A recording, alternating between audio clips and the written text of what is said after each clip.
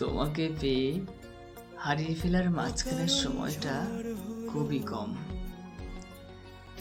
দিন শেষে আমরা আবার অপরিচিত হয়ে গেলাম, অনেকটা অচেনা, যেন আমাদের মাঝে আগে কখনো কোনো সম্পর্ক ছিলই না। আজ আর তুমি আমার নেই, তবে এই অল্প সময় যেটুকু আমাকে দিয়ে গেছে না, মৃত্যুর আগ পর্যন্ত কখনোই তা ভুলতে পারবো না।